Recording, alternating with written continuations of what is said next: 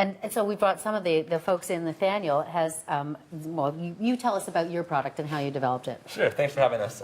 So basically I co-founded a company called Physicalytics, and what we do is we help retailers better understand their customers by observing their behaviors anonymously in the store, so where they go and how they sort of move throughout So the the store. basic premise would be, if somebody goes and buys a product, you know the product is good because someone's buying it. What happens if you don't know about the product? That's a great question. So essentially, you know, retailers generally would make decisions majoritively off of sales data. Okay. So, you know, if you, let's say you have Bob, he walks into the menswear department and he grabs, you know, some clothing items and goes to the change room.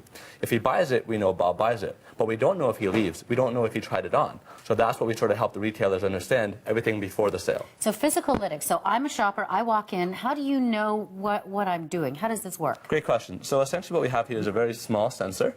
It's about the size of a deck of cards. And the retailer will plug it in and give it internet connection. It could run off the Wi-Fi that's already in the store or through cellular, and it will observe the signal that comes out of your cell phone. So it's tracking me.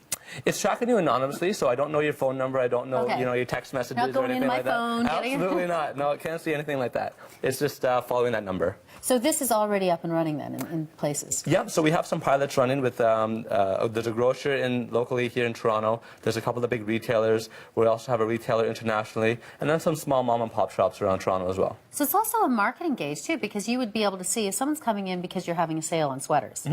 Yeah, And they go to the sweater section. Exactly. So generally what would happen is if the marketing campaign was successful, they would say, okay, great, sales went up. But if the marketing campaign was actually bringing people in, but the inventory is where it stopped, so maybe they didn't like the inventory, the size or the color, they would never know that. They would just label the marketing campaign as ineffective. But this you'll be able to see otherwise. That is brilliant. Okay, so I want to talk to Carson and Of to course, Claver, yeah. so let me just kind Thank of you. scoot over here and you tell me about